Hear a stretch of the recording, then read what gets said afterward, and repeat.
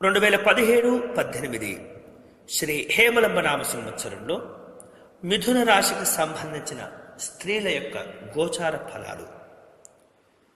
ఈ సంవత్సరం మిథున రాశికి సంబంధించిన స్త్రీల యొక్క గోచార ఫలాల విషయంలో వీరికి ఆదాయం 2, వ్యయము 11, అలాగే రాజపూజ్యం 2, అవమానం 4. ఈ సంవత్సరం స్త్రీలకు అనుకూలంగా ఉండకపోవచ్చు. నవంబర్ వరకు పరిస్థితులు కొంత బాగా ఉంటాయి. తదుపరి కొంత అనుకూలంగా ఉండకపోయే పరిస్థితులు కనిపిస్తున్నాయి. వేరువేరు రూపాలలో అనేకమైనటువంటి సమస్యలు వచ్చే సూచన ఉన్నది. ఉద్యోగంలో ఉన్నటువంటి వారికి సుదూర ప్రాంతాలకు బదిలీలు అవుతుంటాయి. అధికారులతో ఇబ్బందులు ఉండటం, రావటం, వాటి వలన రావలసినటువంటి ప్రమోషన్స్ ఆగిపోవటం జరుగుతుంది. అపనిందలు, నూతన సమస్యల్లో ఇరుక్కోవటం, కుటుంబ వ్యక్తులతో తగాదాలు, భర్తల విషయంలో అవగాహన లోపించటం, చీటికి మాటికి వైషమ్యాలు తదితరమైనటువంటి సమస్యలు పెరిగే సూచన కనిపిస్తుంది. విలువైనటువంటి వస్తువులు అజాగ్రత్త కారణంగా పోగొట్టుకోవటం,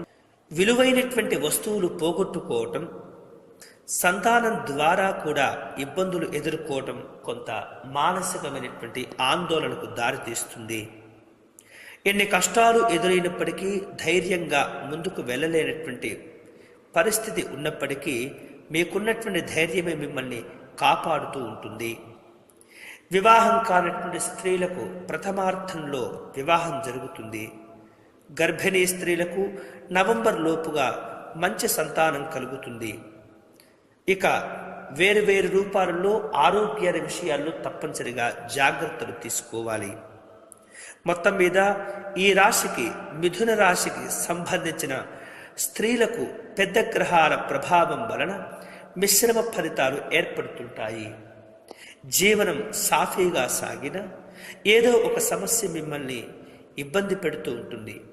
ఒక్కొక్కసారి మీ బుద్ధిబలం కానీ, మీ ధైర్య సాహసాలు కానీ మిమ్మల్ని రక్షించలేవు.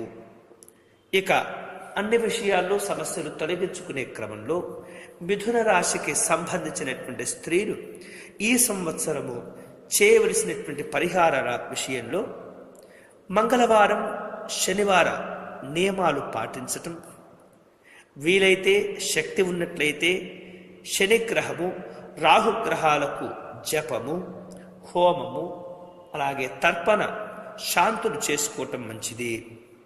వీలైతే మంగళవారం కానీ శనివారం రోజున కానీ శివాలయ దర్శనం చేసుకోవటం మంచిది. శ్రీశైల క్షేత్ర సందర్శన చేసుకోవటం, జాగరణ చేసుకోవటం వలన విశేషమైనటువంటి ఫలితాలు పొంది ఈ వీడియో వెంటనే మీ స్నేహితులకు షేర్ చేయవలసిందిగా ప్రార్థన. అంతేకాకుండా మా యూట్యూబ్ ఛానల్ దర్శనం టీవీని సబ్స్క్రైబ్ చేసుకోవటం మర్చిపోవద్దు.